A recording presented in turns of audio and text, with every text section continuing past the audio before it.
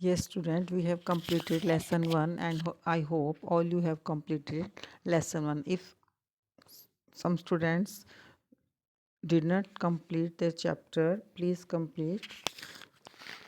Now today we start our next chapter lesson 2 human migration. Human का meaning होता है बेटा मानव, इंसान कह लीजिए, ठीक है ना.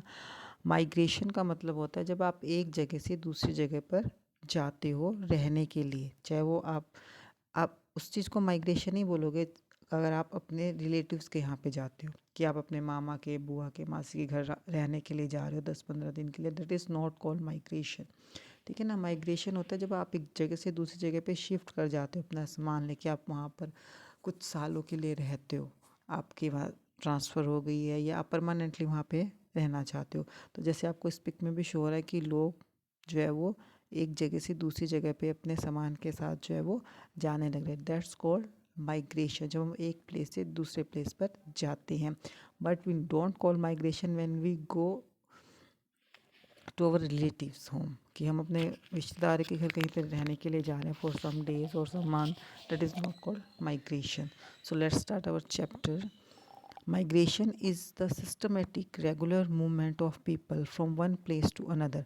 Migration क्या होता है, इसको आप अंडरलाइन कर लीजिए ताकि आपको मीनिंग क्लियर हो जाए. सिस्टमेटिक तरीके से एक मूवमेंट होता है लोगों का एक जगह से दूसरी जगह पर जाने को आप माइग्रेशन कहते हो. Mankind and migration have been linked to each other since ancient times. Ancient का मीनिंग होता है प्राचीन समय. आप बेटा पेंसिल लेकर बैठा कीजिए ताकि अब जो डिफ़िकल्ट वर्ड्स आए साथ के साथ उनके मीनिंग भी राइट के. एंशंट का मतलब होता है पुराना. तो मैनकाइंड, मैनकाइंड मतलब मानव जाति, और माइग्रेशन का जो लिंक है वो एंशंट टाइम से है, पुराने समय से चलता आ रहा है कि पुराने समय में भी लोग माइग्रेट करते थे, एक जगह दूसरे जगह पर जाते थे. Human beings would not have continue to exist without migration. जो मानव जाति है, इंसान है, वो उसकी जो मौजूदगी है यहाँ पर वो इसी वजह से कि वो बिना माइग्रेशन के नहीं रह सकता, वो माइग्रेट कर ही रहा है. They move from one place to another in search of food and shelter. वो एक जगह से दूसरी जगह पे भोजन की तलाश में या घर की तलाश में जो है वो जाता है. The settled life बिकेन only after the man become a food producer.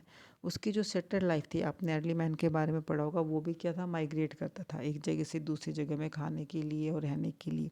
तो सेटल्ड लाइफ कब स्टार्ट हुई, जब वो फूड प्रोड्यूसर बना. अर्ली मैन के बारे में अगर आपने पढ़ा होगा, थर्ड क्लास में आपने पढ़ा है, तो उसमें आता है कि जब उसने फसल उगाना शुरू कर दिया तब वो एक जगह पे टिक के रहना लगा, क्योंकि फसल उगाने के लिए उसको उसकी देखभाल करनी थी, उसको टाइमली पानी देना था. इस वजह से उसका सेटलमेंट जो थी वो ज़रूरी थी. He start growing crops on a piece of land till the soil was fertile. Fertile का मीनिंग होता है बेटा उपजाऊ. जो भूमि उपजाऊ होती है, उपजाऊ वो होती है ना जहाँ से आप अनाज पैदा करते हो. कुछ भूमि ऐसी होती है, सॉइल ऐसी होती है जहाँ पे आपका अनाज नहीं होता, वो इनफर्टाइल होती है. फर्टाइल का मतलब होता है उपजाऊ. उसने जो है लैंड के एक टुकड़े के ऊपर जो है वहाँ पर खेती करता था जब तक उसकी मिट्टी उपजाऊ होती थी, क्योंकि लगातार अगर आप किसी खेत से, किसी लैंड से लगातार अगर आप फसल उगाते रहते हो तो उसकी फर्टिलिटी कम हो जाती है, वहाँ पे पैदावार कम होनी शुरू हो जाती है, क्योंकि उसके अंदर भी मिनरल्स की कमी होनी शुरू हो जाती है. Then he would abandon. Abandon का मतलब होता है छोड़ देना, त्याग देना. अंडरलाइन करके इसका मीनिंग आप राइट कर कीजिए कि उसने तब जब उसकी फर्टिलिटी कम हो जाती थी, उपजाऊपन उस मिट्टी का कम हो जाता था, उसमें अच्छी फसल पैदा नहीं होती थी, तो उसको अबंडन कर देता था, उसको छोड़ देता था. It and move to a new piece of land. और नई ज़मीन पे जो है वो चला जाता था.